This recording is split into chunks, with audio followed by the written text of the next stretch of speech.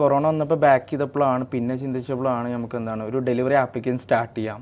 അതിന് ചെറിയ അപ്പോൾ ഇത് ഈ ഒരു മാനുഫാക്ചറിംഗ് യൂണിറ്റ് സ്റ്റാർട്ട് ചെയ്യാന്നുള്ള ഒരു ഓപ്ഷൻ ഡ്രോപ്പ് ഔട്ട് ചെയ്തു അല്ലേ? അത് കഴിഞ്ഞിട്ടാണ് പിന്നെ ആപ്പിലേക്ക് വരുന്നത്. തീർച്ചയായിട്ടും. അപ്പോൾ അതിൽ നമുക്ക് അതിൽ കൂടുതൽ എക്സ്പീരിയൻസ് ഉണ്ടായിരുന്നില്ല. അപ്പോൾ പുറത്തുള്ള നമുക്ക് കുറച്ചൊക്കെ അറിയുന്ന ഒരാളായിട്ട് കണക്ട് ചെയ്ത്, ഫണ്ടിനും കുറച്ച് ലിമിറ്റേഷൻസ് ഉണ്ടായിരുന്നു. അപ്പോൾ എടുത്തുള്ള ഒരു ടീമിനായിട്ട് കണക്ട് ചെയ്തു. അപ്പോൾ അവർ ചെയ്തു തരാമെന്നുള്ള രീതിയിൽ പറഞ്ഞു.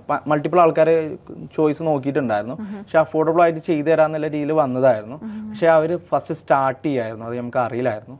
അത് ചെയ്ത് വന്നപ്പോൾ ഫുള്ളി ബഗ്ഗായിരുന്നു. ഞാൻ അവർക്കൊരു എമൗണ്ട് കൊടുത്തിട്ടുണ്ട്, പ്ലസ് അവരെ പറഞ്ഞിട്ട് ഇന്ന ടൈമിൽ തരാമെന്ന് പറഞ്ഞ് കുറേ മാർക്കറ്റിംഗ് ആ ടൈമിൽ ഞാൻ ചെയ്തിട്ടുണ്ടായിരുന്നു.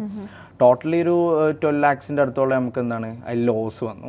ബഗ് വന്നതുകൊണ്ട് മാത്രമാണ് ഇത്രയും ലോസ് വന്നത്? അതെ, കാരണം മാർക്കറ്റിങ്ങിനും കാര്യങ്ങളൊക്കെ ആയിട്ട് നല്ലൊരു എമൗണ്ട് നമ്മൾ ഇൻവെസ്റ്റ് ചെയ്തിട്ടുണ്ടായിരുന്നു. അപ്പോൾ കറക്റ്റ് ടൈമിൽ ഇത് എന്താണ് നമുക്ക് ഡെലിവറി ചെയ്യുമ്പോഴാണല്ലോ കറക്റ്റ് ആയിട്ടുള്ള റെസ്പോൺസ് മാർക്കറ്റിൽ നിന്ന് കിട്ടുള്ളൂ.